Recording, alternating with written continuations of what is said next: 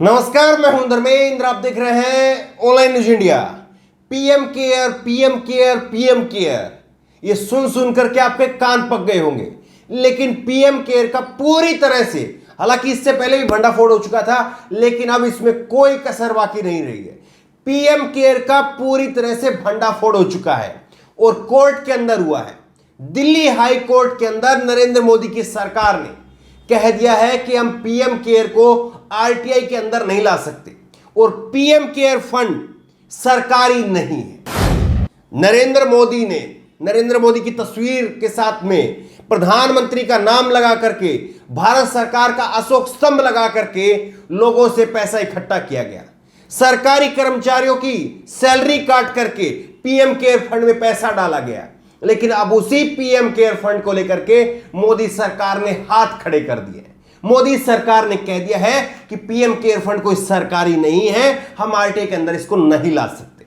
इससे ज्यादा मोदी सरकार अपने आप को जो है वो बेनकाब नहीं कर सकती, बेपर्दा अपने आप को नहीं कर सकती जितना यहां पर किया है। किसी और ने नहीं किया, खुद मोदी सरकार ने अपने आप को बेनकाब करने का काम किया है। ये खबर आप देखिए, आरटीआई के तहत नहीं आता पीएम केयर फंड, यह सरकारी संपत्ति नहीं है। दिल्ली हाई कोर्ट में बोला केंद्र मतलब मोदी सरकार। मोदी सरकार ने इस बात को कहा है। बता दें कि प्रधानमंत्री राहत कोष को लेकर के दिल्ली हाई कोर्ट में वकील सम्यक गंगवाल ने एक याचिका दायर की, जिसमें कहा कि इस कोष को राज्य का घोषित किया जाना चाहिए। अपनी मांग में इस कोष को पारदर्शिता बनाए रखने के लिए आरटीआई में अधीन लाने की बात कही। तो वकील साहब ने एक याचिका लगाई थी और जिसके तहत कहा था कि इसको आरटीआई के अंडर लाना चाहिए और ये इसमें जितना भी पैसा है उसको राज्य को दे देना चाहिए। मतलब कि केंद्र सरकार जो है वो सरकार को दे दे और जहां पर राज्य सरकारें हैं वहां पर राज्य सरकार को इसका पैसा दे दे। लेकिन क्या कहा सरकार ने, ये क्विंट की खबर आप देखिए, पीएम केयर फंड सरकारी नहीं है, पीएमओ ने दिल्ली हाई कोर्ट में बताया है। ये जो है वो दिल्ली हाई कोर्ट में कहा गया है। यह हल्फनामा एक याचिका के जवाब में दायर किया गया, जिसमें संविधान के आर्टिकल 12 के तहत पीएम केयर फंड को संविधान के तहत सरकारी घोषित किए जाने की निर्देश की मांग की गई थी, ताकि इसके कामकाज में ट्रांसपेरेंसी सुनिश्चित किया जा सके। मोदी सरकार ने कहा नहीं साहब, नहीं बताएंगे। लाखों करोड़ों रुपए एक दिन में चंदा आया, चंदा उगाया गया और चंदा चोर जो है वो सरकार के ऊपर ये आरोप लगते रहे कि चंदा चोर है। कांग्रेस ने नारा भी दिया था, चंदा चोर गद्दी छोड़, ये नारा भी कांग्रेस की तरफ से दिया गया था। और आपको ये भी मालूम होगा कि ये पीएम केयर फंड का तो मामला है ही है, इसके साथ साथ चंदे का पैसा किस तरह से खाने का आरोप बीजेपी के नेताओं पर लगता रहा है। उत्तर प्रदेश में राम मंदिर के मामले को लेकर के, मंदिर का पैसा आप खा गए, बीमारी के नाम पर लोगों ने जो पैसा दिया, लोगों को राहत देने के नाम पर जो पैसा दिया, वो पैसा आप खा गए। कहीं तो शर्म करो, लोगों का पैसा है।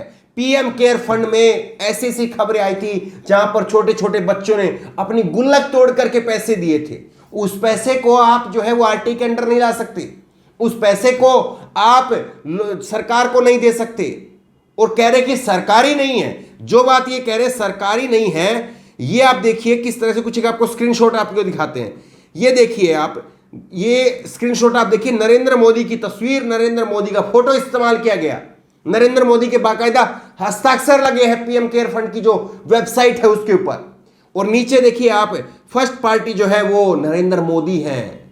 और नरेंद्र मोदी कोई आम इंसान नहीं है, इस देश के प्रधानमंत्री हैं, एक संवैधानिक पद पर है वो। तो संवैधानिक पद पर होने के बाद में कोई प्राइवेट लिमिटेड कंपनी नहीं चला सकते, ये कानून है देश का। और दूसरी तरफ देख लीजिए, विटनेस है, विटनेस में भी सबके नाम है। तो यही पीएम केयर फंड में था। इससे पहले प्रधानमंत्री राहत कोष था, लोग प्रधानमंत्री राहत कोष में दान भी देते थे। लेकिन नरेंद्र मोदी की सरकार ने आपदा में अवसर ढूंढा और लोगों के अंदर जो भावनाएं थी, लोग अपने घरों में कैद थे, लोगों को लग रहा था कि अगर कुछ देना है तो दे दीजिए, अंतिम समय आ गया है, दान देकर के आप बच सकते हैं। लोगों के अंदर ये भावनाएं आ गई और उस भावनाओं के साथ में कैसे खिलवाड़ किया गया।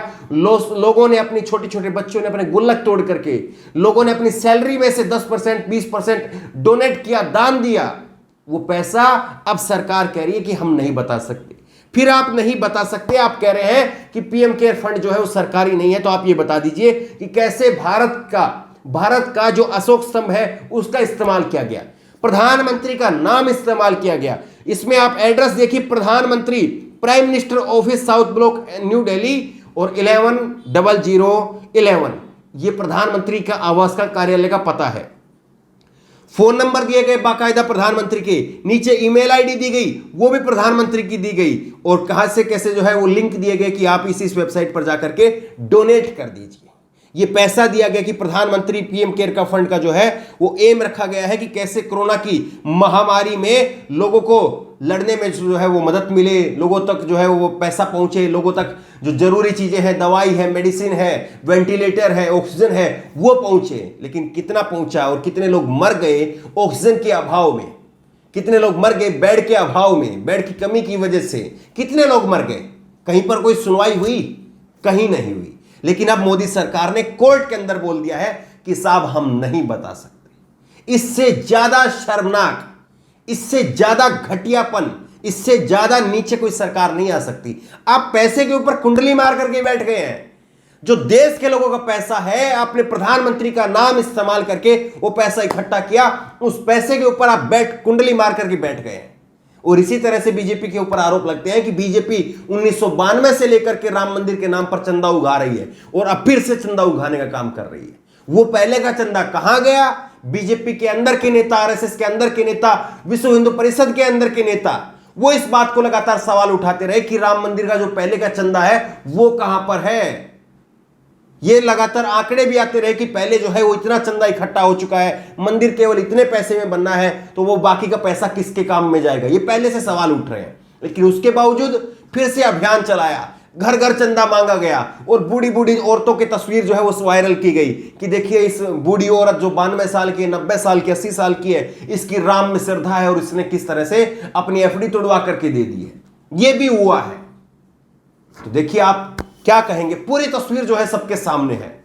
जो सरकार गरीबों का पैसा, गरीबों के इलाज के लिए जो पैसा इकट्ठा किया गया, देश के उद्योगपतियों ने पैसा दिया, देश के एक्टरों ने पैसा दिया, देश के खिलाड़ियों ने पैसा दिया, देश के नामी गिरामी हस्तियों ने पैसा दिया, देश के छोटे छोटे बच्चों ने, देश के सरकारी कर्मचारियों ने, देश के प्राइवेट कर्मचारियों, सबने अपना पेट काट करके पैसा दिया। लेकिन उस पैसे का हिसाब मोदी सरकार नहीं देना चाहती। इससे बड़ा उदाहरण नहीं हो सकता मोदी सरकार किस तरह से काम कर रही है। मोदी सरकार की जनता के प्रति जो जवाबदेही है उसको लेकर के कोई जांचने परखने का इससे बड़ा कोई टेस्ट नहीं हो सकता। और इस टेस्ट में मोदी सरकार पूरी तरह से बेनकाब हो चुकी है। बहरहाल आपको क्या लगता है कि जो पीएम केयर का पैसा है, क्या वो पैसा, वो फंड, क्या वो पीएम केयर जो ट्रस्ट है वो ट्रस्ट आरटीआई के अंडर में आना चाहिए या नहीं आना चाहिए? आरटीआई के अंडर में आने का मतलब यह होता है कि कोई भी आम व्यक्ति 10 रुपए की आरटीआई लगेगी और सवाल पूछेगा, जो कांग्रेस का एक अधिकार था, वो 10 रुपए की आरटीआई लगा करके सवाल पूछेगा कि बताइए साहब कितना पैसा इकट्ठा हुआ, कहां कहां से पैसा आया और कहां कहां पर पैसा खर्च किया गया। ये जवाब मांगेगा, जवाब सरकार के पास में है नहीं। तो आप क्या मानते हैं कि क्या ये आरटीआई के अंडर आना चाहिए या नहीं आना चाहिए? और क्या आप ये क्या नहीं मानते हैं कि पीएम केयर फंड जो बनाया गया था कोरोना के लिए, अब कोरोना अगर नीचे आ रहा है, कोरोना अगर डाउन आ रहा है और भविष्य में कोरोना जब खत्म हो जाता है, तो क्या मोदी सरकार को पीएम केयर फंड के अंदर जो पैसे जमा हुए हैं, जो बचे हुए हैं, क्या वो पैसे सरकारों को नहीं बांट देने चाहिए? जिस तरह से प्रधानमंत्री आवास कोष में ही कम से कम जमा नहीं कर देने चाहिए?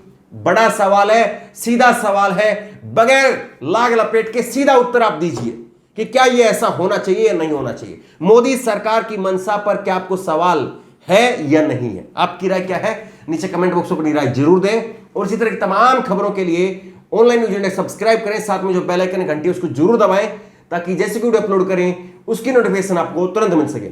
धन्यवाद। चैनल को सब्सक्राइब करें और घंटी जरूर दबाएं।